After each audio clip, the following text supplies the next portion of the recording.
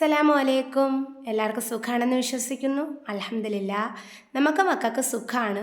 ഇന്നലെ ഉമ്മനെ ഹോസ്പിറ്റലിൽ വൈകിട്ട് കൊണ്ടുപോയേട്ടാ.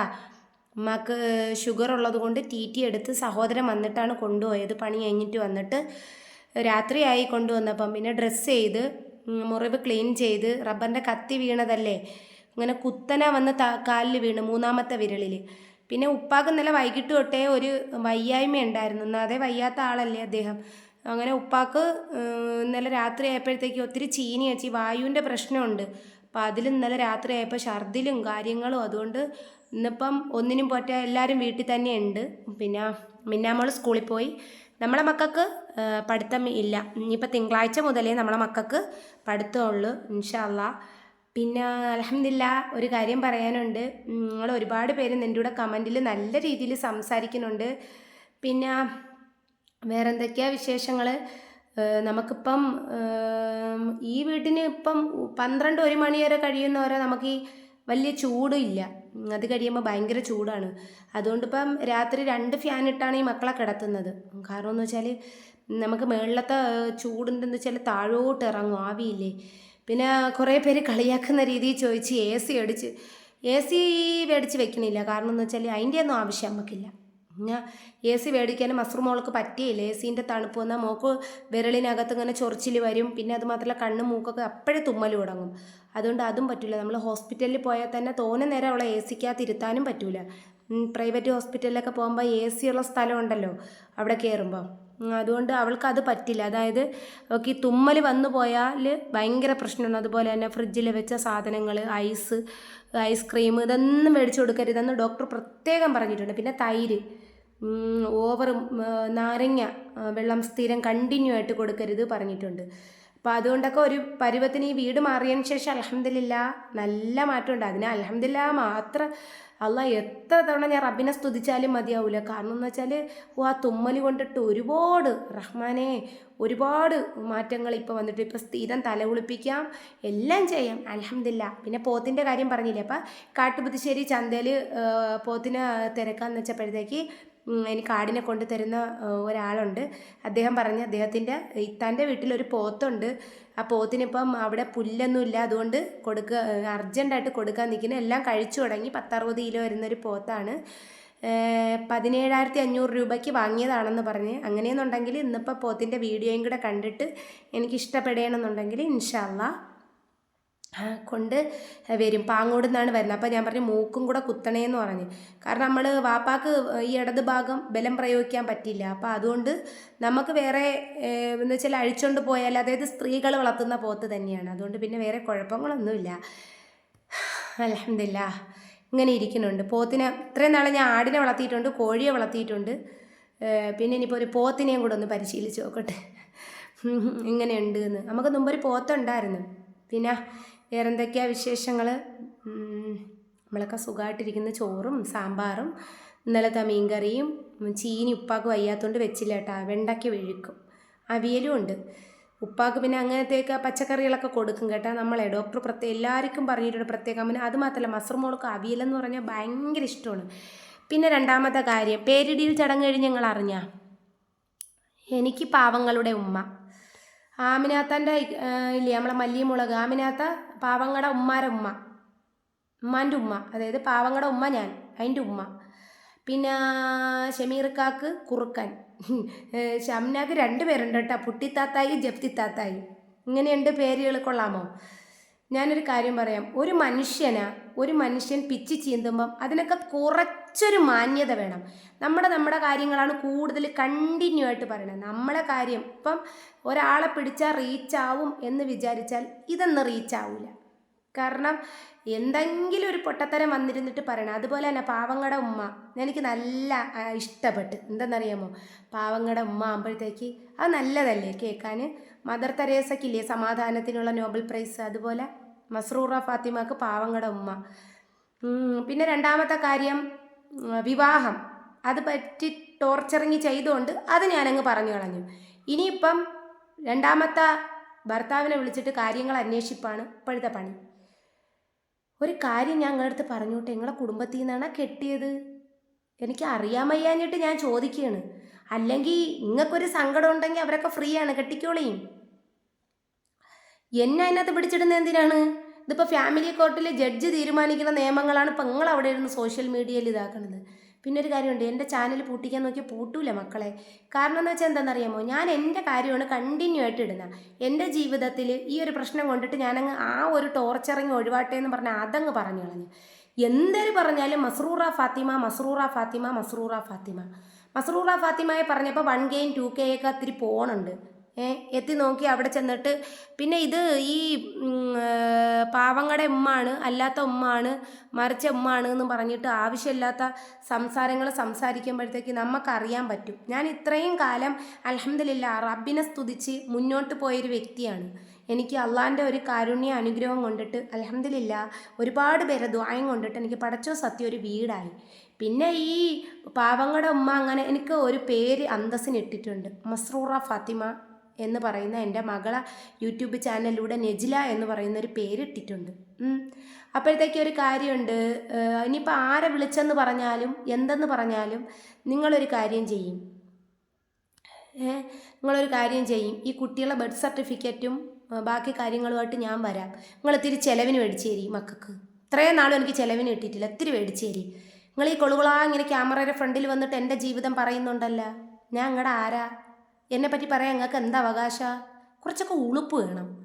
കുറേ ആയി എൻ്റെ കൂട്ടുകാരികൾ പറയുന്നേടി ആ വീഡിയോ കണ്ടിട്ട് നീ ഒന്ന്, ഞാൻ പറയുന്നുണ്ട് എൻ്റെ വീഡിയോയിലൂടെ റീച്ച് ആവാന്ന് വെച്ചാൽ ഒരിക്കലും വല്ലാഹി എൻ്റെ പേര് ഞാൻ എൻ്റെ വീഡിയോയിലൂടെ നിങ്ങളുടെ പേര് പറയില്ല. അത് നിങ്ങൾക്ക് തെറ്റ് പറ്റിപ്പോയി. പിന്നെ എൻ്റെ ചാനൽ നിങ്ങൾ അഴുക്ക കമൻറ്റുകൾ കൊണ്ടിട്ടിട്ടും കള്ള ഐഡിയ, എനിക്കൊരൊറ്റ വാപ്പയമ്മേ ഉള്ളൂ. അതുകൊണ്ട് എനിക്കൊരൊറ്റ ഒരു ഐഡിയ ഉള്ളൂ, നെജില മസ്റൂറ ഫാത്തിമ എന്ന് പറയുന്നതിലൂടെ നെജില നെജി എന്ന് പറയുന്ന ഒരു ഐ ഡി മാത്രമേ ഉള്ളൂ. പിന്നെ ഈ ഐ ഡിയിലൂടെ ഞാൻ ഐഡൻറ്റിറ്റി പുറത്ത് പറയണുണ്ട്. എന്നെക്കാട്ടി നിങ്ങൾ എവിടെയെങ്കിലും ഇരുന്ന് ആരെങ്കിലും എന്തെങ്കിലും പറയണ പൊട്ടത്തരം കെട്ടിട്ട് ക്യാമറയുടെ ഫ്രണ്ടിൽ വന്നിട്ട് എൻ്റെ ഫോട്ടോയും വെച്ചിട്ട് വലിയ ക്രെഡിറ്റിലാണെങ്കിൽ മക്കളെ ഒരു കാര്യമുണ്ട്, അവനോൻ്റെ മുറ്റത്ത് വരുമ്പോഴേ ആ സങ്കടം അറിയത്തുള്ളൂ. ഈ മക്കളെ നിങ്ങൾ വിചാരിച്ചെന്ന് പറഞ്ഞിട്ട് എന്നെയോ എൻ്റെ മക്കളെയോ എൻ്റെ ഫാമിലീനെയോ നിങ്ങൾക്കൊന്നും ചെയ്യാൻ പറ്റില്ല. പിന്നെ ഒരു കാര്യമുണ്ട്, പറഞ്ഞാൽ മതി, എവിടെ വേണമെങ്കിലും ഞാൻ വരാം. വരുമ്പോൾ എല്ലാവരുമായിട്ടാണ് വരണത്. വെറുതെ ആരുമില്ല ആപ്പ ഊപ്പ അങ്ങനെ എങ്ങനെയെന്നൊക്കെ പറഞ്ഞ് ഭീഷണിപ്പെടുത്തുന്നുണ്ടല്ലോ. എൻ്റെ അടുത്ത് ഒരു ഭീഷണിയും നടക്കില്ല മക്കളെ. കാരണം എന്ന് വെച്ചാൽ എന്തറിയാമോ, ഞാൻ മണ്ണിൽ കഷ്ടപ്പെട്ടിട്ട് കിടന്ന് പണിയെടുക്കുന്നോളാണ്, വെറുതെ ഇരുന്നിട്ട് തിന്നുന്നോളല്ല. ഞാൻ ആരും അന്നം എടുത്ത് തിന്നിട്ടുമില്ല. എൻ്റെ വീടിന് വേണ്ടിയിട്ട് എല്ലാവരും മുമ്പ് കൈനീട്ടിയത് ബന്ധുക്കൾ, നാട്ടുകാർ. യൂട്യൂബ് ചാനലിലൂടെയാണ് സത്യം പറഞ്ഞാൽ എൻ്റെ ഈ കാര്യങ്ങൾ ഇപ്പം എൻ്റെ ബന്ധുക്കൾ പോലും അറിയുന്നത്. ഞാൻ ആരെടുത്തും എനിക്ക് ഫ്രണ്ട്ഷിപ്പുണ്ട്. എങ്ങനെ എനിക്ക് സങ്കടത്തിൽ എനിക്ക് കൂട്ടുനിന്ന എൻ്റെ ആമിനാത്തയുണ്ട്. പിന്നെ ഒരാണിനെയൊക്കെ ഒരു കുറുക്കൻ എന്നൊക്കെ വിളിക്കുന്നതിനെ നിങ്ങൾ എത്രത്തോളം ഉണ്ടോ നിങ്ങൾ തന്നെ ഒന്ന് വിലയിരുത്തണം. അവനവൻ്റെ മക്കളെ പറഞ്ഞാലും ബാക്കി അവനവൻ്റെ കാര്യം പറഞ്ഞാലും പൊള്ളും. ഞാൻ ആരെ മക്കളെ പറയാനും വന്നിട്ടില്ല, ആരെ വീഡിയോ ഒന്നും ചെയ്യാനും വന്നിട്ടില്ല. കാരണം എന്ന് വെച്ചാൽ എനിക്ക് അതിൻ്റെ ആവശ്യമില്ല. എനിക്ക് തന്നെ ആവശ്യത്തിലധികം കണ്ടൻറ്റും കാര്യങ്ങളും ഉണ്ട്. ആദ്യത്തെ ഭർത്താവിനെ വിളിച്ച് തിരക്ക്, രണ്ടാമത്തെ ഭർത്താവിനെ വിളിച്ച് തിരക്കി, മൂന്നാമത്തെ ഭർത്താവിനെ കൊന്നത് ഞാനാണെന്ന്. മൂന്നാമത്തെ ഭർത്താവിനെ എന്തൊക്കെയാ മനുഷ്യൻ പറഞ്ഞ ഒരു കമൻറ്റ് ഞാൻ വായിച്ചു തരാം. ഞാൻ ഈ റമദാനെ മുൻനിർത്തിയിട്ട് ഞാൻ ആ കമൻറ്റ് എഴുതി വെച്ചിട്ടുണ്ട്. കാരണം അതെനിക്കൊരു ഐഡൻറ്റിറ്റി ആയിട്ട് വേണം. അത് ഞാൻ സ്ക്രീൻ റെക്കോർഡും എടുത്തിട്ടുണ്ട്, ഞാൻ വായിച്ചു തരാം, നിങ്ങൾ കേട്ടോളി. 5 വർഷങ്ങൾ കൊണ്ട് 3 ഭർത്താക്കന്മാരും 3 പിള്ളേരും. അതിൽ നിന്ന് എന്ത് മനസ്സിലാക്കണം? എന്താണ് മനസ്സിലാക്കേണ്ടത്? നിങ്ങൾ എന്നെ അങ്ങ് ചോദ്യോത്തരങ്ങൾ പറയും. 3 ഭർത്താക്കന്മാർക്കും പിന്നീട് വിവാഹം ചെയ്ത് സുഖമായി അവർ ജീവിക്കുന്നു, സുഖസുന്ദരമായി അവർ ജീവിക്കുന്നു. അതിലൊരാൾ മാത്രമേ ആത്മഹത്യ ചെയ്തോളൂ. ഇന്നും ദുരൂഹതയുണ്ട്.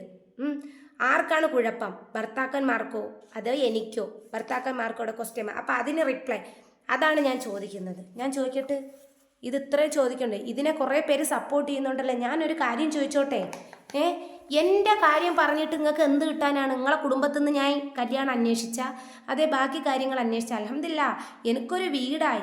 ആരെങ്കിലുമൊക്കെ എനിക്ക് സഹായിച്ച് ഇവിടം വരെ എത്തി. അന്നത്തിനുള്ളത് ഞാൻ ഉണ്ടാക്കുന്നുണ്ട്. എൻ്റെ യൂട്യൂബ് ചാനൽ കൊണ്ടിട്ട് എനിക്ക് അല്ലെങ്കിൽ ഒരാൾക്കൊരു ഉപകാരം ഉണ്ടാവട്ടെ എന്ന് ഞാൻ വിചാരിച്ചു. അതിനകത്ത് ഞാൻ അന്നൊരു പൂക്കള ഇത് ചെയ്തില്ലേ, അവളെ വിളിച്ചിട്ട് അവളെ കമൻറ്റ് ചോദിക്കും, നെജില എത്ര മേടിച്ച്? കുറച്ചൊക്കെ ഒരു മാന്യത വേണം മനുഷ്യ സമൂഹമേ. ഇന്ന് സ്ത്രീകൾക്ക് തന്നെയാണ് ഇത്രയും പ്രശ്നം, ആണുങ്ങളെ എത്രയോ ഭേദം.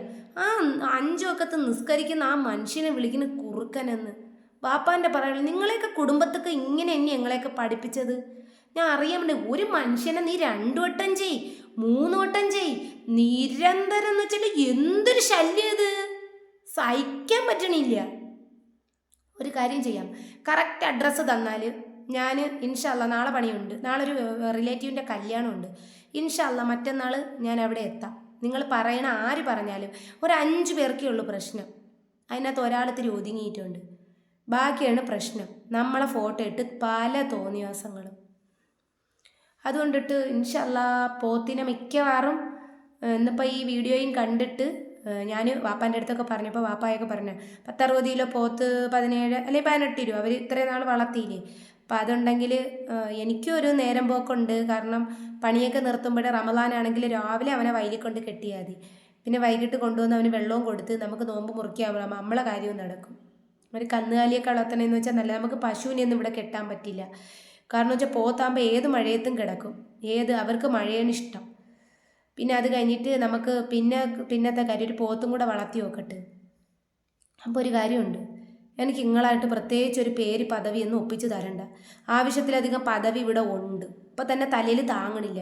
ഇനി എന്തെങ്കിലും ഉണ്ടെങ്കിൽ ഇത്രയും, ഞാനൊരു സ്ത്രീ വന്നിട്ട് ഒരു മനുഷ്യൻ്റെ മുമ്പ് വന്നിട്ട് ഇത്രയും എന്ത് ദ്രോഹമാണ് ഞാൻ ചെയ്തതെന്നാണ് എനിക്കറിയാം. എന്നെ പേഴ്സണലി അറിയാമെങ്കിൽ ഓക്കെയാണ്, അല്ലെങ്കിൽ ബാക്കി ഓക്കെയാണ്. നിങ്ങൾക്കൊക്കെ ഉളുപ്പില്ലേ? ആരാണ്ടമ്മയ്ക്ക് ഭ്രാന്ത് പിടിച്ചാൽ കണ്ടു നിൽക്കാൻ നല്ല രസമാണ്. ഇതിപ്പോൾ അതുപോലത്തെ ഒരു അവസ്ഥയാണ്. സ്വന്തം വീട്ടിലെ കാര്യങ്ങൾ പറയും, അല്ലെങ്കിൽ കുക്കിംഗ് വീഡിയോ ഇട്, അല്ലെങ്കിൽ മറ്റൊരു നീ റിയാക്ഷൻ ചെയ്. ഈ നോക്കിയപ്പോൾ മസ്റൂറായ പിടിച്ചപ്പോൾ ഇത്തിരിയൊക്കെ അങ്ങ് റീച്ചുണ്ട്. ടക്കണ് മൂട്ടിൽ കിടക്കും. കാരണം വെച്ചാലേ ഞാൻ 3-4 മക്കളെ പ്രസവിച്ച് 3 മക്കൾ എൻ്റെ കൂടെയുണ്ട്. നിങ്ങൾക്കൊരു കാര്യം ചെയ്യും, ഇത്രയും ഇതാക്കി കിടക്കില്ല, നിങ്ങളെത്തി ചിലവിന് മേടിച്ചേരി. ഒരു കുട്ടിക്ക് ഒരു 3000 രൂപ വെച്ചിട്ട് ചിലവിന് മേടിച്ചേരി. അപ്പോൾ 3 3 6 പിന്നെ ഒന്നിനെ വേണ്ട, പാവം അദ്ദേഹം ഇല്ല ഈ ഭൂമിയിൽ, മേടിച്ചേരി. അപ്പം നിങ്ങളെ നെഞ്ചിലെ കല്ലങ്ങ് ഇറങ്ങുമല്ല. ഇത്തിരിയെങ്കിലും ഒരു പെൺകുട്ടിയൊക്കെ ഒരു ഉമ്മാൻ്റെ മുമ്പ് വളർന്നു വരുമ്പോൾ ആ ഉമ്മാക്ക് കുറച്ച് മാന്യതയും മര്യാദയും വരേണ്ടിയുള്ളതാണ്. പ്രായപൂർത്തിയായ പെമ്മക്കളുള്ള തള്ളമാരിക്കാണ് ഇത്രയും കുഴപ്പം. പറയില്ല, ആരാൻ്റെ പെമ്പിള്ളേർ ബന്ധം തീർന്നിരിക്കുന്ന പെമ്പിള്ളേർക്ക് അനാവശ്യം ഉണ്ടാക്കി കൊടുക്കലാണ് ജോലി. അതിൻ്റെ കാര്യം അമ്മക്കില്ല, ആവശ്യമില്ല. നിങ്ങളിനി എത്ര ചകഞ്ഞ് അന്വേഷിച്ച് വന്നാലും ശരിയാണ്, എന്ത് വന്നാലും ശരിയാണ്, എനിക്ക് ഒരു പേടിയുമില്ല. എന്നെ ഭീഷണിപ്പെടുത്തൽ അങ്ങ് മറന്നേക്ക്. മസ്റൂറ ഫാത്തിമ പാവണു, ചവിട്ടിയെ കടിക്കാത്ത പാമ്പില്ല മക്കളെ ഇന്നത്തെ ഈ സമൂഹത്തിൽ.